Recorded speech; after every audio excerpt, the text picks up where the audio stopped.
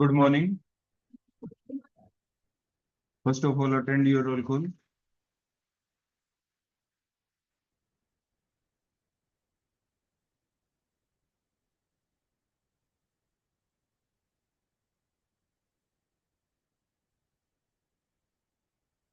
हिमांशु, सागर यादव, गरिमा,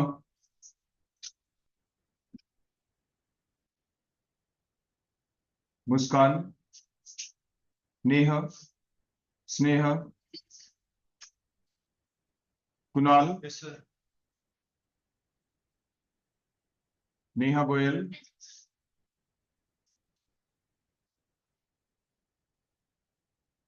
Nakita, Ritu, Tanisha, Jyoti, Sonu, Ravinder, yes sir.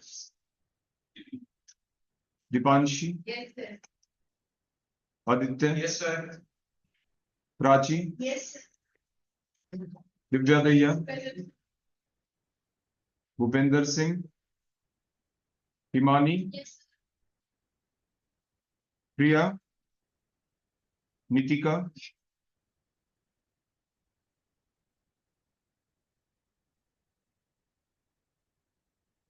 तनु Sharma, sir. Priya, yes sir. Payal, Sonika, Tanu. Yes sir. आपकी attendance में आगे कंटिन्यू करूं, इन बिटवीन जितना आपको अभी तक कराया गया है वो आपने अच्छे से याद कर लिया होगा। उस दिन 3 बच्चों से हमने सुना था। रिमेनिंग की बारी अब है। Meenakshi, Renu Jakhar, Shivani, yes sir.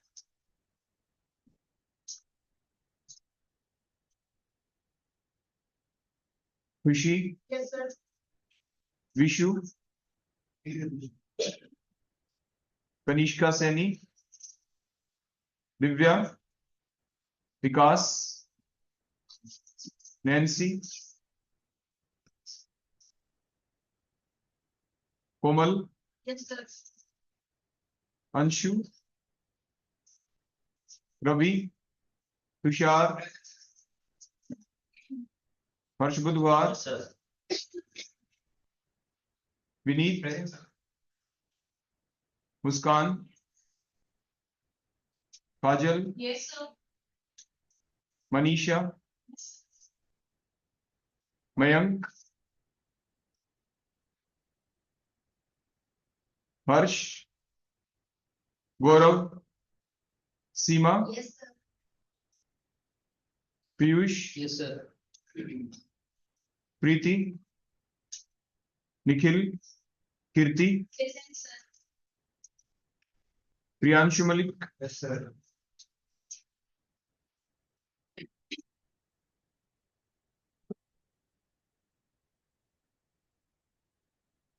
हो गई सभी की अटेंडेंस?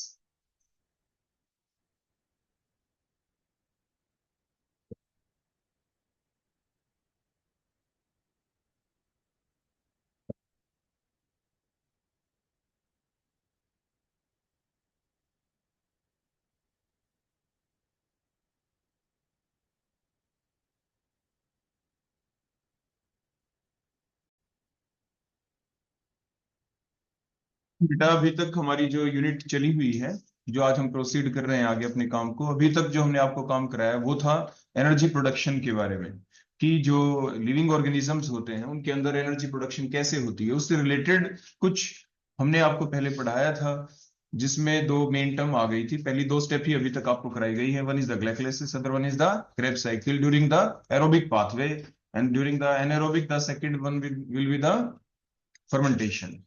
तो अभी हमारा पाथवे जो चलेगा, जो अभी आप एक्सप्लेन करेंगे तो अभी हम पूछेंगे। तो सबसे पहले, हाँ बेटा आपका नाम बताओ। My name is Lakita. हाँ, लकीता। Nakita, roll number 06। हाँ, रोल नंबर 06। सबसे पहले लकीता अपनी प्रेजेंटेशन देगी, वो बताएगी कि उसने अभी तक इन टॉपिक्स के बारे में क्या सीखा है। और सभी के बताने का तरीका अपना, लिखने का तरीका अपना, उसी के बेसिस के ऊपर ही डिमार्केशन की जाती है कि किसी के एग्जामिनेशन में थोड़े मार्क्स कम आ गए, किसी के ज्यादा, ताकि उसमें हो पाए आपकी इंप्रूवमेंट। इसीलिए ये काम आपसे करवाया जाता है, ताकि हम आपको बता पाए, आप दूसरे को सुन पाए कि आप में और उसमें डिफरेंस क्या था, वो अच्छा कैसे लिख पाया। तो वही चीजें आपके लिए अब क्लेरिफाई हो जाएंगी, ताकि सभी के अच्छे मार्क्स आ पाएंगे। ठीक है बेटा, तो कंटिन्यू, अब आप स्टार्ट करें। So our topic name is energy production in living organism. जितने भी living organism होते हैं उन्हें एनर्जी की रिक्वायरमेंट होती है फॉर डिफरेंट एक्टिविटीज। सो हमें एनर्जी मिलती है फूड से, जो फूड है वो ब्रेक डाउन हो जाता है different respiratory molecules such as carbohydrates, fats, lipids. जो एनर्जी का फेवरेट सबस्ट्रेट होता है हमारे लिए वो ग्लूकोज होता है। जितने भी कार्बोहाइड्रेट्स होते हैं वो ग्लूकोज में कन्वर्ट हो जाते हैं, और जो अदर सबस्ट्रेट होते हैं वो फैट्स और लिपिड्स भी हो सकते हैं। So जो fats है वो break down into glycerol and fatty acid. The fatty acids are degraded into coenzyme acetyl coenzyme A. Then it will further degrade it into fatty acid. So जो respiratory pathway होता है वो amphipolic pathway होता है. It involve catabolism and anabolism. So energy production की first process होती है glycolysis and it occur in cytoplasm. Glycolysis को हम EMP pathway भी बोलते हैं, और ये अनाएरोबिक कंडीशन में होती है। अगर ऑक्सीजन प्रेजेंट है तो भी ग्लाइकोलिसिस प्रोसेस अनाएरोबिक कंडीशन में होगी। In this process glucose converted into glucose 6 phosphate, then it will converted into fructose 6 phosphate, then fructose 1 6 phosphate, then fructose 1 6 phosphate break down into two parts, glyceride 3 phosphate and dihydroxyacetone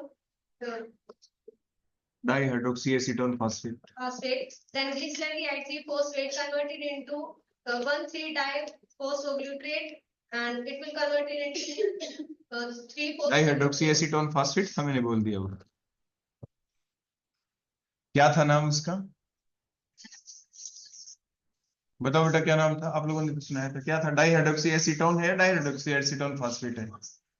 बिल्कुल ठीक है। हाँ बोलो। Then 1,3-diphosphoglutarate converted into 3 phosphoglutarate, and it will convert it into 2 phosphoglutarate. Then it will convert it into phosphoenol pyruvate.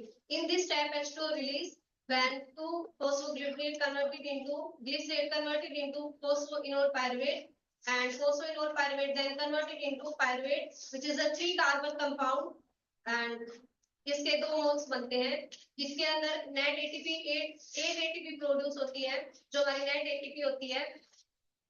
Then we will come on the fate of pyruvic acid. जो pyruvic acid है उसके 2 pathways होते हैं, anaerobic pathway and aerobic pathway. Anaerobic pathway में fermentation process होती है and it is of 2 type, alcoholic fermentation and lactic acid fermentation.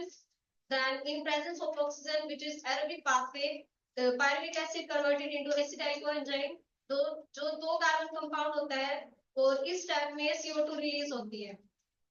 And then acetyl coenzyme A converted into citric acid, and citric acid then further go through a cycle which is called Krebs cycle, and the last product will be oxaloacetate. और ये Krebs cycle है, ये tricarboxylic acid cycle होती है, because जो citric acid होता है एक चीज बताओ बेटा, कि जो अभी आपने बताया कि जो एसिटाइल को एंजाइम ए जो बना, एसिटाइल को एंजाइम जो अभी आपने बताया जो बना, वो कितने कार्बन कंपाउंड था? 2 कार्बन कंपाउंड। उसके बाद वो आगे किसमें कन्वर्ट हो गया? सिट्रेट। हाँ, सिट्रेट में सिट्रिक एसिड बन गया। ठीक है, तो जो सिट्रिक एसिड है, जो आपकी क्रेब्स साइकिल है, उसका दूसरा नाम क्या है? Tricarboxylic acid. हाँ, ट्राइकार्बोक्सिलिक एसिड साइकिल या सिट्रिक एसिड साइकिल। ठीक है, तो जो ये सिट्रिक एसिड होता है, इसमें टोटल कितने कार्बन होते हैं, कितने कार्बोक्सिलिक एसिड होते हैं?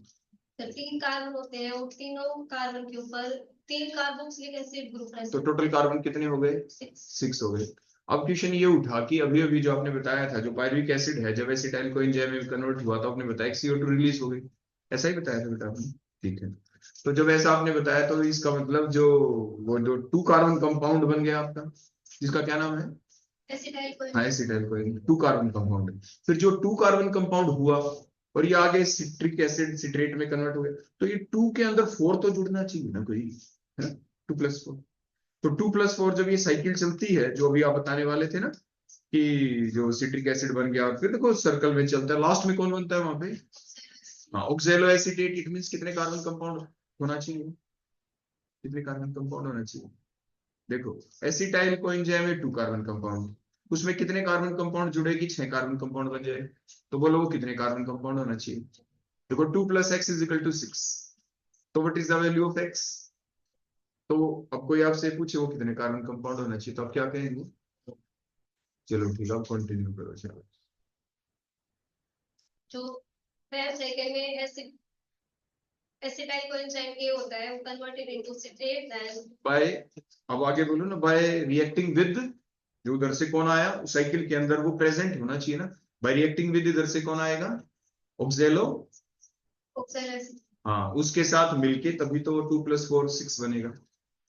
हो सकता है जब मैं बोल रहा हूँ मेरे बोलने में भी ऐसा रह गया हो, है ना, इसलिए आपने भी ऐसे बोल दिया। चलो कोई बात नहीं, देन सिट्रेट आपकी बात में भी सुधार हो गया, मेरी में भी हो गया, मेरे में कुछ कमी रह गई होगी इससे। चलो बोलो शाबाश आगे। then citrate converted into 6-aconitate, 6-aconitate converted into isocitrate, isocitrate converted into alpha ketoglutarate, and alpha ketoglutarate converted into succinyl coenzyme A. Then succinyl coenzyme A converted into succinate, और यहाँ पे 1 GTP एनर्जी प्रोड्यूस होती है जो 1 ATP के equal होती है। Next है succinate converted into fumarate, और यहाँ पे 2 FADH एनर्जी प्रोड्यूस होती है and 1 FADH is equal to 2 ATP. Then fumarate converted into maltate and then maltate converted into oxaloacetate. So this is Krebs cycle. And एक point आता है कि जब हम ज्यादा एक्सरसाइज करते हैं तो हमारे मसल्स में लैक्टिक एसिड की फॉर्मेशन हो जाती है due to lack of oxygen. जब हम ऑक्सीजन को ज्यादा इनटेक करते हैं तो लैक्टिक एसिड का ऑक्सीडेशन हो जाता है and then it will converted into pyruvate acid. चलो ठीक है बेटा, थैंक यू, बैठ जाओ। नेक्स्ट स्टूडेंट कौन आएगा। Roll number 62।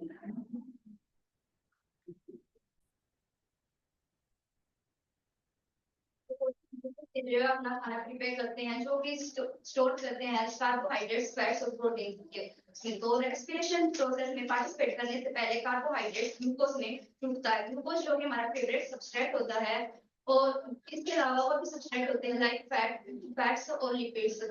फैट्स में हमारे ब्रेक डाउन हो जाते हैं into fatty acids and cholesterol, और फैटी एसिड्स हमारे फर्दर ब्रेक डाउन होते हैं into acetyl coenzyme A and glycerine, वो हमारे फॉस्फोग्लिसराइड में हो जाता है। और जो प्रोटीन्स होते हैं वे हमारे अमीनो एसिड्स में ब्रेक डाउन हो जाते हैं विद अमीनो एसिड्स, और इसके साथ साथ फैट साइकिल्स में जो हमारे इंटरमीडिएट बनते हैं उसमें भी वे फॉर्म हो जाते हैं। तो ये टूटते हैं, फिर दोबारा से जो फैटी एसिड्स हमारा एसिटाइल कोएंजाइम ए में टूटा था वो फर्दर फैटी एसिड में फॉर्म हो जाता है। तो जो रेस्पिरेशन प्रोसेस होती है वो हमारी एंटीबॉडी पाथवे को फॉलो करती है, मींस इसमें दोनों प्रोसेस होती है, कैटाबॉलिज्म भी और एनाबॉलिज्म भी। अब जो हमारी मेन प्रोसेस होती है वो ग्लाइकोलाइसिस होती है, इसमें हमारी 3 प्रोसेस मेन होती है जो 10 स्टेप्स के थ्रू हमारी करवाई जाती है, और ये प्रोसेस हमारे साइटोप्लाज्म में होकर होती है। जो फर्स्ट स्टेप होता है इसका वो एनारोबिक स्टेप होता है, अब्सेंस ऑफ ऑक्सीजन में होता है। इसमें जो ग्लूकोज 6 कार्बन कंपाउंड होता है वो ग्लूकोज 6 फॉस्फेट में टूटता है with the help of the enzyme glucokinase, और इसमें हमारे कोफैक्टर भी होता है जो मैग्नीशियम 2 पॉजिटिव आयंस का यूज करते हैं, जो कि एंजाइम्स जो इनएक्टिव एंजाइम्स उनको एक्टिव करता है। ग्लूकोज 6 फॉस्फेट फिर फ्रुक्टोज 6 फॉस्फेट में चेंज होता है with the help of the enzyme glucophosphoglucoisomerase में, और इसलिए फ्रुक्टोज 6 फॉस्फेट हमारा ग्लूकोज 6 फॉस्फेट हमारा फ्रुक्टोज 6 फॉस्फेट में चेंज होता है with the help of the enzyme phosphofructokinase में। फ्रुक्टोज 6 फॉस्फेट हमारा फ्रुक्टोज 1,6 डाइफॉस्फेट में चेंज होता है with the help of the enzyme phosphofructoisomerase में। फ्रुक्टोज 1,6 डाइफॉस्फेट फिर एल्डोज एंजाइम की हेल्प से ये दो में टूट जाता है एक डाइहाइड्रोक्सी एसीटोन फॉस्फेट और इक्विलिब्रियम सेटअप हो जाता है with the help of the enzyme triphosphate isomerase में, फिर ग्लिसरॉल 3 फॉस्फेट में टूट जाता है। ग्लिसरॉल 3 फॉस्फेट फिर ग्लिसरॉल 1,3 डाइफॉस्फोग्लिसरेट में टूट जाता है with the help of the enzyme glycerol 3 phosphate dehydrogenase. 1,3 डाइफॉस्फोग्लिसरेट फिर 3 फॉस्फोग्लिसरेट में टूट जाता है with the help of the enzyme phosphoglycerate kinase में। 3 फॉस्फोग्लिसरेट to 2 फॉस्फोग्लिसरेट में टूट जाता है with the help of the enzyme phosphoglycerate म्यूटेज में 2 फॉस्फोग्लिसरेट फिर फोस्फोफिनोल पायरेट में टूट जाता है with the help of the enzyme enolase, जो यहाँ पे 5 मॉलिक्यूल रिलीज होता है। फोस्फोफिनोल पायरेट फिर पायरेट में टूट जाता है, जो कि हमारा फाइनल प्रोडक्ट होता है, 3 कार्बन का कंपाउंड होता है जिसमें इसमें 2 मोल्स बनते हैं। फिर इसके बाद हम देखते हैं fat of the pirate acid में क्या फैट का मतलब क्या भाग है पायरेट एसिड का, कि किस डायरेक्शन में जाएगा, O2 की प्रेजेंस में इसका ब्रेकडाउन होगा या in the absence of the O2 होगा। तो अगर प्रेजेंस ऑफ द O2 हो रहा है तो आगे हमारी जो क्रैश साइकिल है वो प्रोसीड होती है, तो फिर इस प्रोसेस होती है क्योंकि उसकी हीमोफिलिस और इलेक्ट्रॉन ट्रांसपोर्ट प्रोसेस चलती है। अगर एब्सेंस में हो रहा है तो इसमें हमारे लैक्टिक एसिड फाइनल प्रोडक्ट बनेगा वो लैक्टिक एसिड, और अल्कोहल फर्मेंटेशन प्रोसेस चलती है जिसमें इसमें फाइनल प्रोडक्ट लैक्टिक एसिड बनेगा या अल्कोहलिक बनेगा। उससे अगर फाइनल प्रोडक्ट अल्कोहलिक बन रहा है तो अल्कोहलिक फर्मेंटेशन हो जाएगी, और अगर लैक्टिक एसिड बन रहा है तो लैक्टिक एसिड फर्मेंटेशन प्रोसेस हो जाएगी। जब हम बहुत ज्यादा एक्सरसाइज कर लेते हैं तो हमारी बॉडी में ऑक्सीजन की कमी हो जाती है, जिसके कारण लैक्टिक एसिड हमारी बॉडी के अंदर डिकम्पोजिशन हो जाता है, मतलब उसकी फॉर्मेशन हो जाती है। तो अगर हम हमारी बॉडी को सफिशिएंट ऑक्सीजन मिलेगी तो लैक्टिक एसिड दोबारा से ब्रेक डाउन होगा, तो दोबारा से पायरेटिक एसिड में फॉर्मेशन हो जाएगी। फिर अब उसके बाद हमारे आती है क्रैश साइकिल्स है। क्रैश साइकिल्स में हमारे पायरेटिक एसिड पायरेट होता है जो 3 कार्बन का कंपाउंड होता है, ये हमारा पायरेट डिहाइड्रोजनेज एंजाइम की हेल्प से उसमें मैग्नीशियम ग्लूकोज जो कोफैक्टर है उसकी हेल्प से ये एसिटाइल कोएंजाइम ए में टूट जाएगा, यहाँ पे CO2 का मॉलिक्यूल रिलीज होगा, जिसके कारण एसिटाइल कोएंजाइम ए जो फॉर्मेशन हुआ वो 2 कार्बन का कंपाउंड होता है। फिर उसके बाद ऑक्सैलो एसिटेट से और एसिटाइल कोएंजाइम ए से या सिट्रेट की फॉर्मेशन हो जाएगी with the help of the enzyme with the help of the enzyme succinate synthesis की हेल्प से। सिट्रेट के बाद फिर की फॉर्मेशन हो जाएगी सिट्रेट सिस एकोनाइट्रेट की हेल्प से with the help of the enzyme aconitase, और फिर सिस एकोनाइट्रेट फिर से फॉर्मेशन हो जाएगी इसकी आइसोसिट्रेट में with the help of the enzyme aconitase की हेल्प से। एकोनाइट्रेज फिर इसमें एंजाइम सिट्रेट डिहाइड्रोजनेज की एंजाइम की हेल्प से फॉर्मेशन होगी अल्फा कीटो ग्लूटारेट की। इसके साथ साथ ये जो ऊपर बना सिट्रेट ये फर्दर इसमें एक और स्टेप ऐड होगा जिसमें ये चेंज हो जाएगा ऑक्सैलोसक्सिनेट में with the help of the enzyme carboxylase enzyme. फिर उसके बाद ये अल्फा कीटो ग्लूटारेट में चेंज होगा जहां से CO2 का मॉलिक्यूल रिलीज होगा। उसके बाद ये alpha keto glutarate dehydrogenase enzyme की हेल्प से सक्सिनेट को एंजाइम ए में चेंज होगा। फिर उसके बाद यहाँ पे जीडीपी जो एनर्जी है वो जीडीपी एनर्जी में चेंज हो जाएगी। जो जीडीपी एनर्जी होती है वो 1 ATP के इक्वल होती है। सक्सिनेट को एंजाइम में एक, फिर उसके बाद सक्सिनेट में चेंज होगा with the help of the enzyme succinate को एंजाइम ए डिहाइड्रोजनेज। सक्सिनेट के बाद फिर ये चेंज हो जाएगा फ्यूमरेट में with the help of the enzyme succinate dehydrogenase. Fumarate के बाद फिर ये चेंज होगा मैलेट में with the help of the enzyme fumarase, और यहाँ से वाटर मॉलिक्यूल एंटर करेगा। उसके बाद फ्यूमरेट मैलेट है वो ऑक्सैलो एसिटेट में चेंज हो जाएगा with the help of the enzyme malate dehydrogenase, और उसके बाद ऑक्सैलो एसिटेट, और ऐसे ये साइकिल चलती रहेगी। इसलिए इस साइकिल का नाम क्रैश साइकिल और इसको ट्राई कार्बोक्सिलिक एसिड साइकिल भी कहते हैं और सिट्रिक एसिड साइकिल भी कहते हैं। ठीक है बेटा, थैंक यू वेरी मच।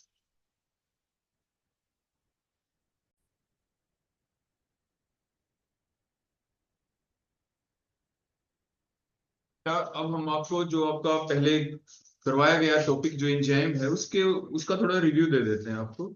और जो आपका एक टॉपिक बच गया है जो थर्ड स्टेप है आपकी एनर्जी प्रोडक्शन प्रोसेस की, उसके बारे में कल देखेंगे, हम कल उसको कंटिन्यू करेंगे क्योंकि उसमें पूरा समय लग जाएगा।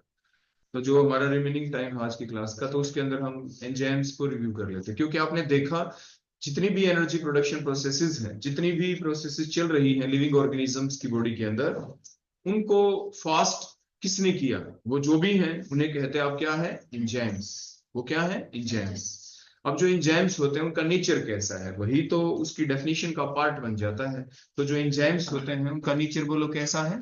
दे are proteinaceous in nature.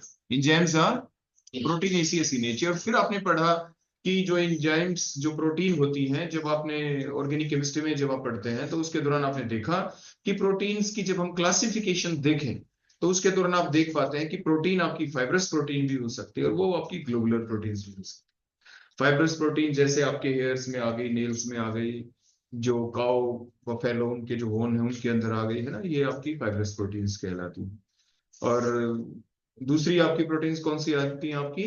Globular protein. Fibrous protein में आपकी वो भी आ जाती हैं जो टेंडन लिगामेंट होते हैं, जो आपकी बॉडी के अंदर बड़ा इंपॉर्टेंट रोल प्ले करते हैं। कहते हैं ना कई खिलाड़ी जब खेल रहे होते हैं भाई उनका लिगामेंट टूट गया, लिगामेंट टूट गया, टेंडन टूट जाए, यानी आपकी प्रोटीन्स कुछ ऐसी भी होती हैं जो बोन को बोन से बाइंड अप करके रखती हैं, कुछ प्रोटीन ऐसी भी होती हैं जो बोन को मसल से बाइंड अप करती है। ऑन दैट बेसिस आप उन एंजाइम के नाम पहले से, उन प्रोटीन्स के नाम आप सुन चुके होते हैं।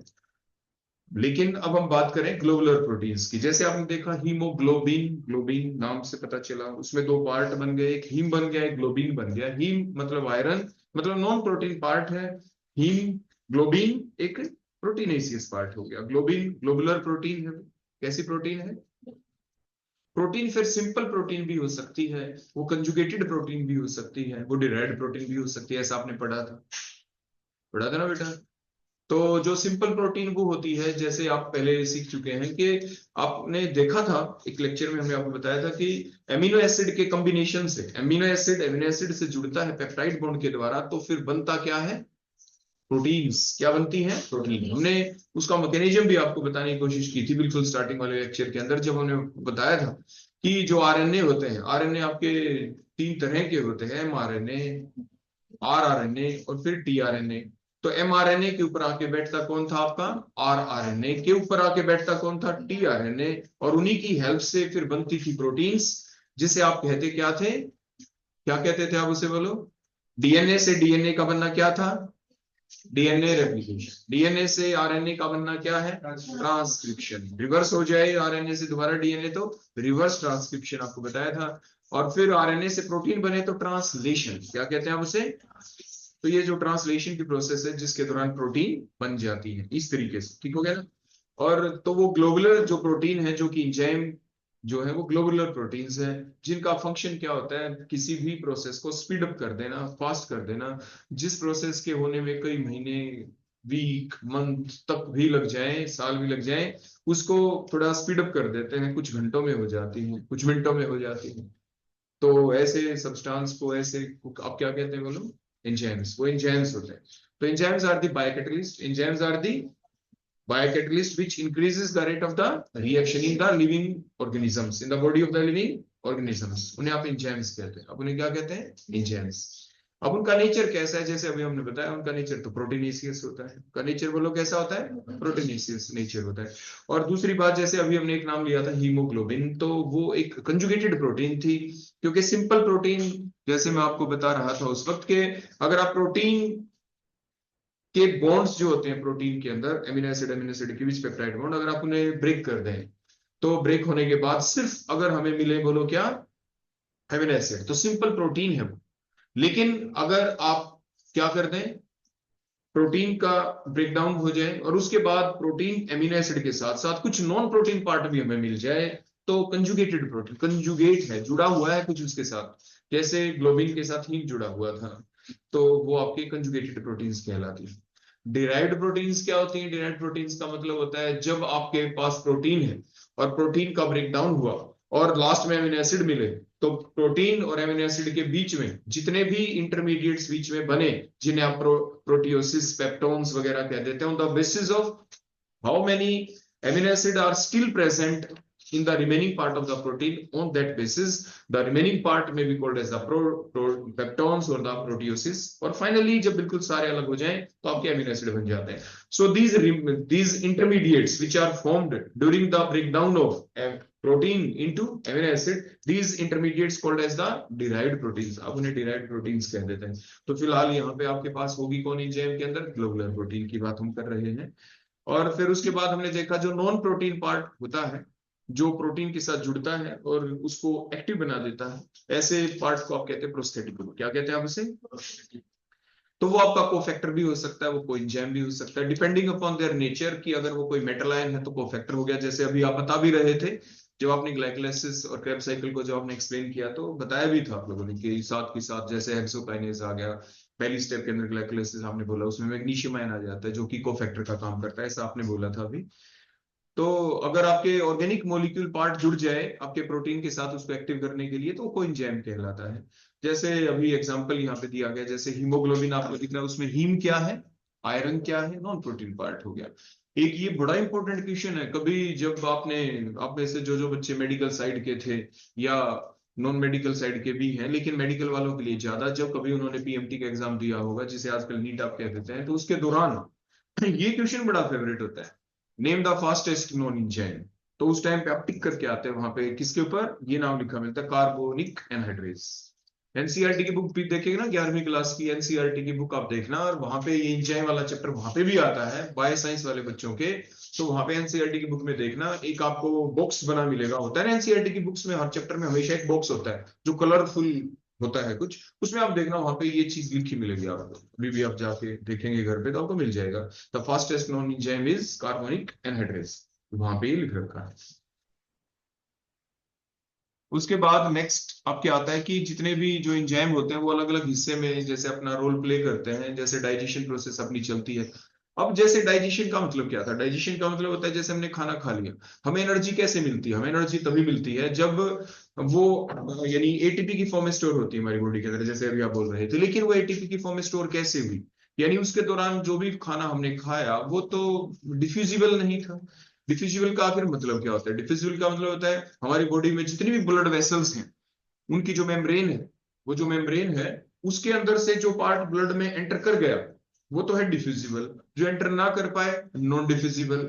हम चाहते हैं जो भी खाना हम खाएं वो ब्लड के अंदर डिफ्यूज हो जाए, क्योंकि ब्लड की कंटिन्यूअस, जैसे 7 लीटर से भी ज्यादा ब्लड हमारी बॉडी के अंदर होता है, उसमें से 5.5 लीटर कंटिन्यूअसली इन मोशन रहता है, जो कहा जाता है ना 5.5 लीटर ब्लड होता है हमारी बॉडी में, वो दैट कंटिन्यूअसली इन मोशन, लेकिन प्रेजेंट तो 7 लीटर से ज्यादा होता है। तो कंटिन्यूअसली कंटिन्यूअसली मोशन वाले ब्लड का नाम ही अक्सर एग्जाम में पूछा जाता है, तब हम ऐसा बोल देते हैं कि 5.5 लीटर ब्लड होता है। उसके बाद हमने क्या देखा कि जो ब्लड के अंदर हमारा फूड पहुंच जाना चाहिए, चाहे वो कार्बोहाइड्रेट है, आपके प्रोटीन्स है, लिपिड है, पहुंच जाने चाहिए, तभी तो एक पार्ट से दूसरे पार्ट के अंदर वो चीज पहुंचेगी। ब्लड जब फ्लो कर रहा है पूरी बॉडी के अंदर, तो जिस हिस्से की भी जरूरत है वहां पे वो बाहर निकल जाएगा। देखो एंटर भी करे बाहर भी निकले, मतलब फूड को हमें डिफ्यूजिबल बनाना पड़ेगा। तो जो ये प्रोसेस होती है नॉन डिफ्यूजिबल फूड को डिफ्यूजिबल बनाने की ही प्रोसेस को आप डाइजेशन कहते हैं। That process takes place in presence of the enzyme, वो एंजाइम की प्रेजेंस के अंदर ये प्रोसेस चलती है। तो जब वो डिफ्यूजिबल फूड बन गया ब्लड के अंदर, जो ब्लड स्ट्रीम है उसके अंदर एंटर कर गया, डिफरेंट पार्ट्स तक पहुंच गया, तो फिर हमें एनर्जी मिलनी स्टार्ट हो जाती है। क्योंकि जितनी भी जो मेम्ब्रेन होती है ब्लड वेसल्स की वो सेमी परमिएबल मेम्ब्रेन होती है। सेमी का मतलब यानी हाफ कह देते हैं वैसे तो, लेकिन इसका मतलब होता है कि सब कुछ एंटर नहीं कर जाएगा उसके अंदर, कुछ एंटर करेगा कुछ एंटर नहीं करेगा। तो ऑन दैट पर्टिकुलर बेसिस के कुछ चीजों को अंदर जाने दे, कुछ को ना जाने दे, तो उसको आप सेलेक्टिवली परमिएबल मेम्ब्रेन भी कह देते हैं। और यहाँ पे सेमी का मतलब अक्सर तब यूज किया जाता है जब हमारे पास दो ही तरह के सब्सटेंस हो, किसी को सॉल्वेंट कहते हो किसी को सॉल्यूट कहते हो। तो जब सॉल्वेंट पार्टिकल अंदर एंटर कर जाए, सॉल्यूट एंटर ना कर पाए, तो आप उस वक्त आप सेमी कह देते हैं। आपने देखा होगा सरफेस केमिस्ट्री वाले चैप्टर के अंदर भी जब आप पढ़ते हैं तो उस दौरान आपने देखा था पार्टिकल 3 तरह के होते हैं। 3 तरह के कौन से पार्टिकल होते हैं, एक तो क्रिस्टलाइड होते हैं जिनकी रेंज होती है 1 से 10 एंगस्ट्रॉम, नैनोमीटर में आप कन्वर्ट कर सकते हैं। दूसरे होते हैं 10 से 1,000 एंगस्ट्रॉम जिन्हें आप कोलाइड कहते हैं। कुछ अगले दूसरे होते हैं इससे भी नेक्स्ट ग्रेटर देन 1000 एंगस्ट्रॉम, जिनका पार्टिकल का साइज होता है, उन्हें आप सस्पेंशन कह देते हैं।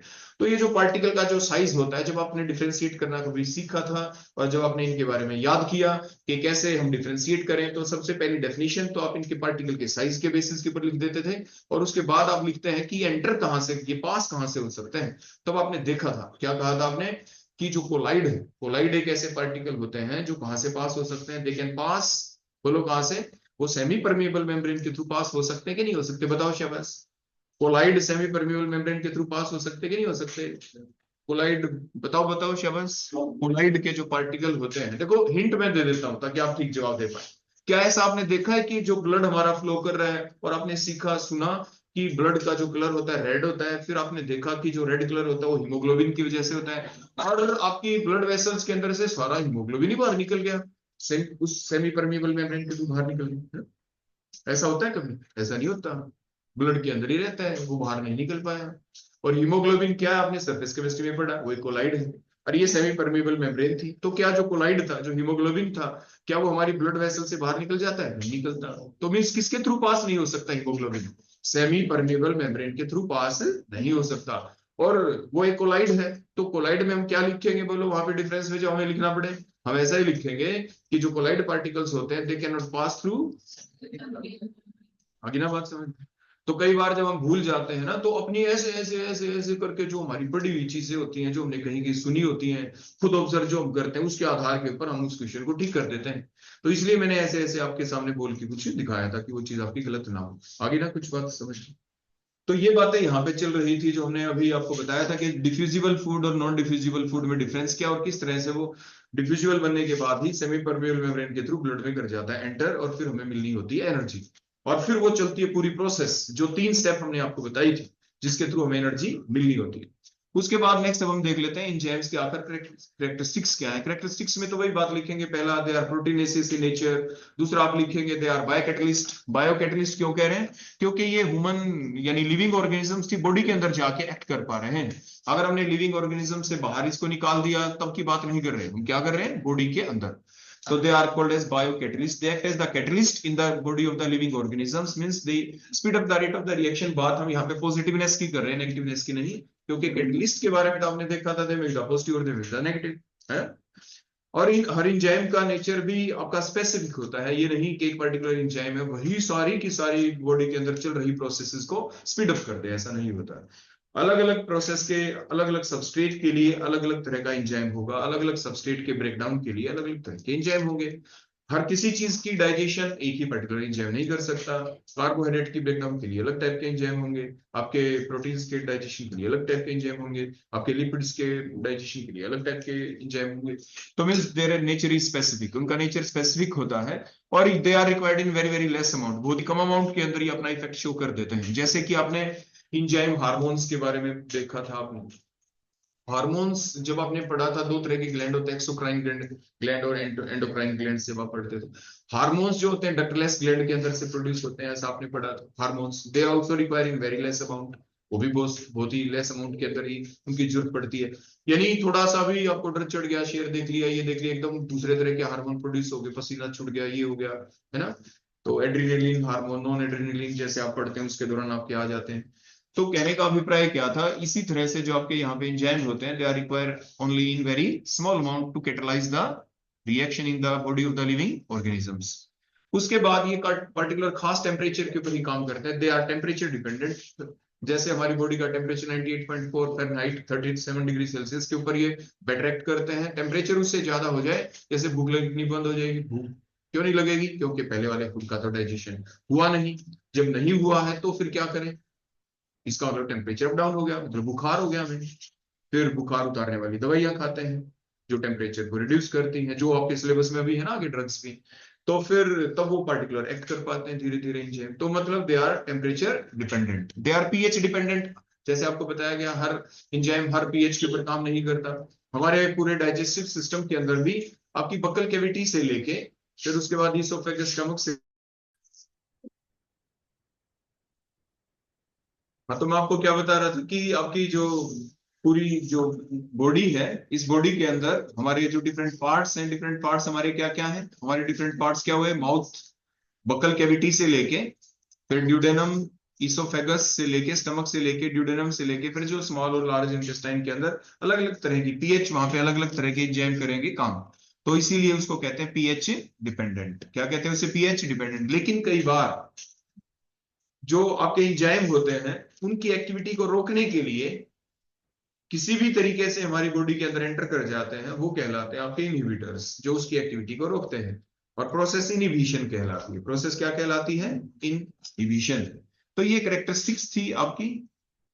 और ये देखो डिफरेंट डिफरेंट आपको दिख रहा है कि कहां पर कितनी पीएच होती है और किस तरह से, यानी कितना समय लगता है, कहां पे कितनी देर के लिए डाइजेशन की प्रोसेस के अंदर ये समय, ये क्रैमिंग चीज होती है। तो इसलिए जैसा आप क्रैम करेंगे वैसा कोई और दूसरा भी कर सकता है। ये सारा आपका पोर्शन। उसके बाद नेक्स्ट पॉइंट आ जाता है एंजाइम एक्शन। आखिर जो एंजाइम है वो काम कैसे करते हैं? तो आपको बताया था ना कि लॉक की मैकेनिज्म की तरह ये काम करते हैं। लॉक की मैकेनिज्म का मतलब सबस्ट्रेट के सरफेस के ऊपर कुछ स्पेसिफिक साइट, देखो ये सबस्ट्रेट है, नीचे देखो एंजाइम लिखा है, इसके सरफेस के ऊपर ये जो साइट है, देखो जो डिजाइनिंग बनी हुई है, दैट द रिएक्टिव साइट। और इनके ऊपर एक स्पेसिफिक टाइप के ही, आपके बोलो क्या, sorry, that is the enzyme, और इसके सरफेस के ऊपर स्पेसिफिक टाइप के ही सबस्ट्रेट आके बैठ सकते हैं। तो एंजाइम के सरफेस के ऊपर कुछ स्पेसिफिक शेप होती है, पर्टिकुलर शेप, और उनके एंटी पार्टिकल ही उनके ऊपर आके बैठ सकते हैं जो सबस्ट्रेट होंगे। मतलब कभी कार्बोहाइड्रेट के पार्टिकल आके बैठ रहे हैं, कभी आपके प्रोटीन्स के बैठ रहे हैं, कभी लिपिड्स के आके बैठते हैं, स्पेसिफिक एंजाइम के ऊपर ही जाके बैठ सकते हैं। मान लीजिए स्टमक में गया एसिडिक मीडियम है वहां पे, तो वहां पे जो लिपिड पार्टिकल्स का कुछ बिगड़ेगा ही नहीं। अभी जैसे आप में से मेरे को नहीं पता, कोई बच्चा काम भी कर रहा है ना, किस आपकी क्लास में था कोई बच्चा जिसने उस दिन मेरे से कुछ पूछा था आपने, वो प्रोजेक्ट के बारे में जो आपकी साइंस एग्जीबिशन होनी है, आप में से कोई बच्चा आया था मेरे पास?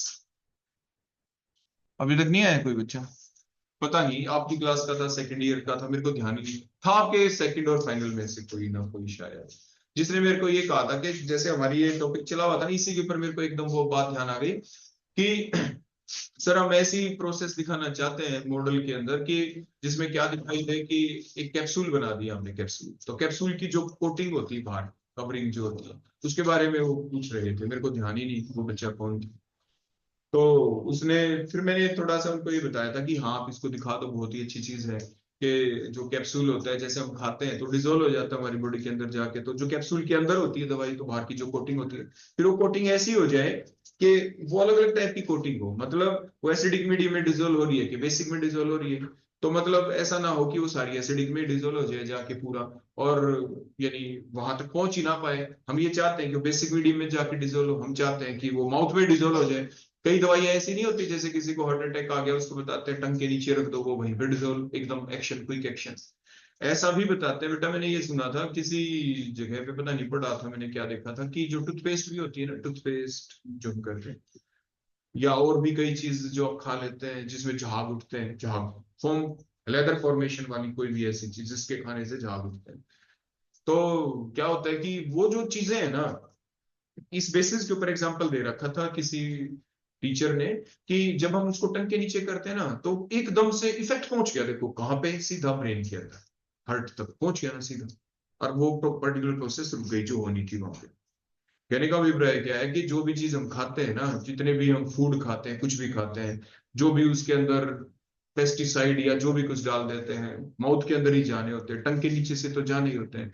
जब जाते हैं तो एकदम वो क्विक एक्शन वहां पे जाके दिखाते हैं जहां पे उनको दिखाना था। इसीलिए जो चांसेस होते हैं ना किसी के हार्ट अटैक के चांसेस बढ़ गए, वो बढ़ गए, क्योंकि वो सारे हार्ट फेल्योर की जो जो भी केमिकल होगा पर्टिकुलर जो हार्ट फेल्योर कर दे, तो क्विक एक्शन एकदम। तो आपने देखा आजकल हार्ट अटैक की बजाय हार्ट सीज हो जाते हैं, एकदम फेल हो जाते हैं। तो यानी ऐसा उसमें एक्सप्लेन कर रखा था उस पर्टिकुलर टीचर ने बहुत ही अच्छे से। पता नहीं न्यूज़पेपर में पढ़ा था या हो सकता है मैंने नेट के ऊपर देखा हो, कहीं पे सुना हो मैंने किसी के बारे में ऐसा, तो बहुत अच्छा उन्होंने एक्सप्लेन कर रखा था। तो बहुत अच्छी अच्छी चीजें भी हमें पढ़ने को सुनने को कई बार मिल जाती। तो इसीलिए बताया गया था कि जो लेदर फॉर्मेशन वाले जो भी प्रोडक्ट हम पैक्ड फूड जो हम खा लेते हैं ना, तो उनसे हमें बचना चाहिए। उन्होंने मेन उद्देश्य उनका यही था उसको लेने का। इवन उन्होंने तो जो अपने ये चीज है ना टूथपेस्ट जो हम करते हैं, इसके ऊपर भी उन्होंने कहा था ये खतरनाक है हमारे लिए, इसलिए उन्होंने बताया था कि जो सिंपल जो दातुन वगैरह हम करते थे ना, कीकर की, नीम की वगैरह, वो हमें करनी चाहिए ताकि उससे होने वाले नुकसान से हम बच पाए, ऐसा उन्होंने उसमें बोल रखा था। खैर, हम बातें कर रहे थे कि ऐसा क्यों हुआ, जो भी कुछ ये होता है, क्विक एक्शन जो भी होता है वहां से वहां पे पहुंचे, तो मतलब ये होता किसी ना किसी मीडिएटर के थ्रू ही होता होगा। तो जो इस प्रोसेस को फास्ट करते हैं, हमारी डाइजेशन प्रोसेस को, वो यहाँ पे इंजाइम है। तो इंजाइम के सरफेस के ऊपर उनके ऑपोजिट साइड वाले पार्टिकल आके बैठते हैं, और वो वही होते हैं जिनसे हमें एनर्जी लेनी होती है, या जो हमें किसी चीज का, हमारे बॉडी में कोई डिजीज होगी उसको ठीक करवाने का जो काम करते हैं। तो वो एंजाइम है, और लॉग की मैकेनिज्म यहाँ पे चलता है। तो लॉग की मैकेनिज्म में पहली स्टेप में देखो होता क्या है। देखो इसमें एंजाइम क्या करते हैं, जो कैटलिस्ट करते हैं, कैटलिस्ट क्या करते हैं, रिएक्शन को स्पीड अप कर देते हैं। एंजाइम इस प्रोसेस को स्पीड अप कर देते हैं। आपने देखा ना, रिएक्टेंट को प्रोडक्ट में बदलना मतलब नॉन डिफ्यूजिबल फूड को डिफ्यूजिबल में कन्वर्ट करना है, होता है। तो वो कब होगा, कुछ रिक्वायर्ड एक्टिवेशन एनर्जी चाहिए, तो जो रिक्वायर्ड एक्टिवेशन एनर्जी है उसको कम कर देता, मतलब कम एनर्जी से ही काम चल जाता है, रिएक्शन हो गई फास्ट।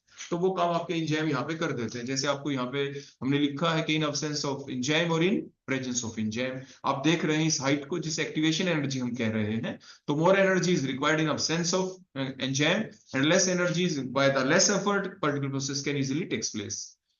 तो सबसे पहली स्टेप में होता क्या है कि जो आपके सबस्ट्रेट मॉलिक्यूल है, they come and sit on the surface of the enzymes to form the enzyme substrate complex. क्या बन जाएगा, enzyme substrate complex.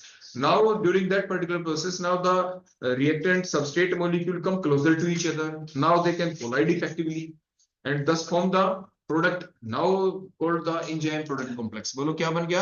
enzyme product complex बन गया। अब enzyme product complex बन गया तो जो प्रोडक्ट है उसके सरफेस के ऊपर ऐसी एंटी साइट नहीं है कि वो enzyme के सरफेस के ऊपर बैठा रहे, फाइनली वो उस साइट को लीव कर देता है, छोड़ देता है, और फाइनली हमें फ्री enzyme दोबारा से मिल जाता है, एंड द प्रोसेस कंटिन्यूअस, और वो कंटिन्यूअसली चलती रहती है, गोज ऑन, लगातार चलती रहती है। For the fresh reactant molecule वो साइट फिर से फ्री हो जाती है।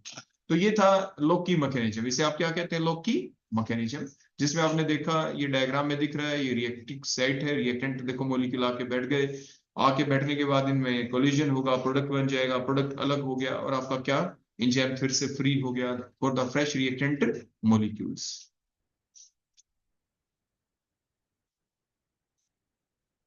अब उसके बाद आती है induce fit theory. Induce fit theory में हमने क्या बताया था? देखो एक ऐसा सबस्ट्रेट आ गया, आप ध्यान से देखें, जिसकी एंटी जो साइट है इंजाइम की रिएक्टिव साइट से मैच ही नहीं कर रही, तो मींस वो उसको बैठना ही नहीं चाहिए उसके सरफेस के ऊपर। लेकिन कुछ ऐसा, कुछ ऐसे होते हैं रिएक्टेंट जो जाके कर क्या देते हैं, वहां पे बैठ के, और जो इंजाइम की के सरफेस के ऊपर जो साइट थी उसको अपना जैसा बना देते हैं, मतलब इंडक्शन कर दी उसके अंदर, मेरा जैसा बन जाए। लेकिन ऐसा हमेशा नहीं होता। कई बार ये देखा गया, काफी रिएक्शन ऐसी देखी गई जिसके अंदर ये पाया गया भाई शेप तो मैचिंग नहीं हो रही आपस में, जो उसकी साइड थी और एंटी साइड थी वो मैच ही नहीं कर पा रही, फिर भी उस पर्टिकुलर सब्सटेंस ने रेट ऑफ रिएक्शन को बढ़ा दिया। तो ऐसी चीज दिखते हैं जब साइंटिस्ट के सामने आई, तो वो उसकी एक्सप्लेनेशन कैसे दें? उसकी एक्सप्लेनेशन देने के लिए कुछ सोचा गया, और सोचा तो क्या कहा, फिर ये बातें सामने आ गई कि जरूर ऐसा हुआ होगा कि जो सबस्ट्रेट था, जो रिएक्टेंट था, वो एंजाइम के पास गया और उसने उसकी शेप को मोल्ड कर दिया, अपने जैसा बना दिया, और वहां पे जाके वो फिट हो गया उसके अंदर। तो इसीलिए इस थ्योरी का नाम क्या दिया गया? Induce fit theory. इसलिए इसको इंड्यूस्ड फिट थ्योरी का नाम दे दिया गया। क्लियर हो गई बात? तो ये थी आपकी इंड्यूस्ड फिट थ्योरी, जो पहले आपको बताया गया था, जिसमें सबसे पहले जो आपका सबस्ट्रेट मॉलिक्यूल एंजाइम के सरफेस के ऊपर बाइंड करता है और उसकी शेप को ही चेंज कर देता है ताकि वो इजीली उसके अंदर फिट होके बैठा रहे।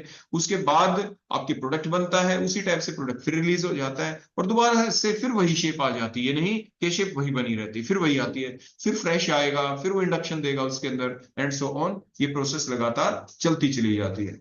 और उसके बाद एंजाइम का एप्लीकेशन, मैंने आपको देखो पहले भी बताया था, देखो बेटा जो आप सुना रहे थे आज, जैसे ग्लाइकोलाइसिस, उसमें देखा आपने, देखा अलग अलग एंजाइम्स की यूटिलिटी है। तो जब ये पार्ट आता है ना, explain the application of the enzyme, तो यहाँ पे आपको एग्जांपल लेने होते हैं। एग्जांपल का मतलब एंजाइम्स के नाम लिखने होते हैं, कौन एंजाइम कहाँ पे करेगा काम। तो अब अगर हम ये लिस्ट बना दें, यहाँ पे ये एंजाइम यहाँ पे काम करता है, तो बल्कि वो चीज हमें कब होती है याद, जब हम वो प्रोसेस पहले पढ़ चुके हों। अब जिन जिन बच्चों में से आपने जैसे आज सुनाया था, उसको तो याद होगा ना कि ग्लाइकोलाइसिस की उन डिफरेंट स्टेप्स के अंदर वो एंजाइम यूज हुए, क्रेब्स साइकिल के अंदर वो डिफरेंट एंजाइम यूज हुए। देखो कितने सारे एंजाइमों के नाम आपको हो गए याद, और उन एंजाइमों का फंक्शन भी आपको याद हो गया कि वो पर्टिकुलर एंजाइम उस पर्टिकुलर इंटरमीडिएट को अगले किसी दूसरे के अंदर कन्वर्ट कर देता है। हो गई ना ये स्टेप? तो आप उन सारे एंजाइमों के नाम यहाँ लिख सकते हैं कि that particular enzyme results in the conversion of this into this in glycolysis, this into this in Krebs cycle, this into this and so on steps है। लिख सकते हैं ना सारी बातें? क्लियर हो गई आपको?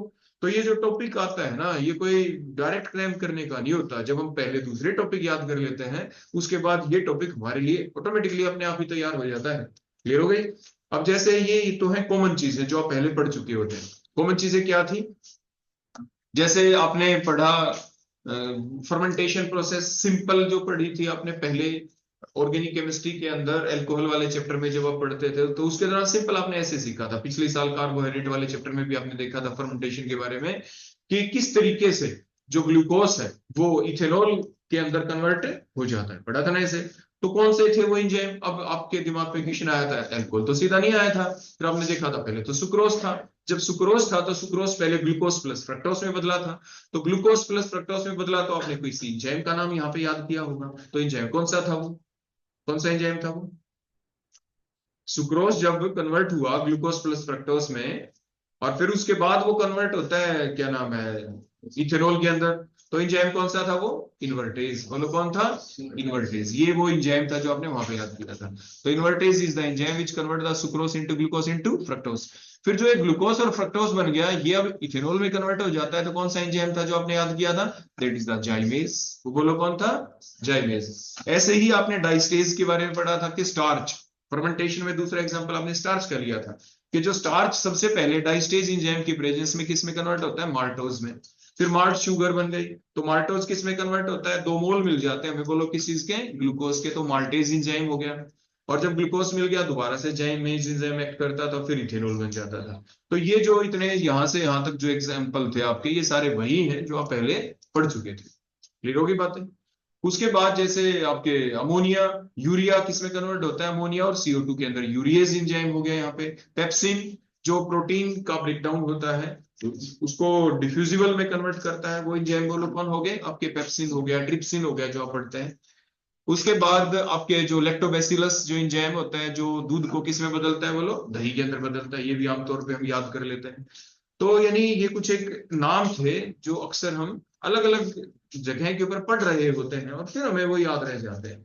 एक दिन में, एक पल में आप एकदम पूरी लिस्ट को याद नहीं कर सकते हो, वो धीरे धीरे उन चीजों में, क्रैमिंग वाली चीजों में हमेशा समय लगना ही होता है। लेकिन जो अपनी छोटी क्लासेस से आप पढ़ते आए हैं, वहां से आपने कुछ कुछ नाम सीखे होंगे, तो फिर वो चीज हमें इजी सी लग जाती है। हाँ इतना सा तो आता ही है, फिर कॉन्फिडेंस लेवल बढ़ जाता है। जब इतना सा आता है तो कुछ नाम और याद कर लेंगे, ताकि वो कुछ नाम आपको याद हुए मिले। इसलिए पहले मैंने आपको ग्लाइकोलाइसिस और क्रेब्स साइकिल आप लोगों से पहले सुनी थी, और उसके बाद फिर से ये टॉपिक हमने आपको रिवाइज करने के लिए कहा, ताकि वो चीज आपको कुछ लगे कि हाँ ये टॉपिक हमें आ गया। ठीक हो गया बेटा।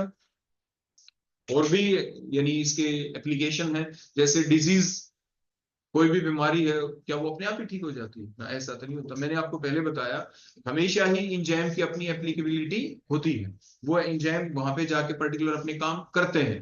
तो अक्सर आपने देखा होगा कि कोई भी दवाई प्रॉपरली काम कर पाए और बॉडी फीवर ज्यादा है तो पहले उसको नॉर्मल टेम्परेचर पे लाया जाता है, तभी तो फिर वो अपना फंक्शन कर पाएगी वो पर्टिकुलर मेडिसिन। ठीक हो गया। तो बेटा आप पढ़ के आना अच्छे से, ठीक है ना। कल मैं आपको आगे कराऊंगा इलेक्ट्रॉन ट्रांसपोर्ट चेन के बारे में, जो लास्ट स्टेप थी आपकी एनर्जी प्रोडक्शन की। अब किसी बच्चे को कुछ पूछना हो, कुछ कहना हो तो वो कह सकता है ना बेटा, किसी बच्चे को कुछ। तो आज के लिए इतना ही।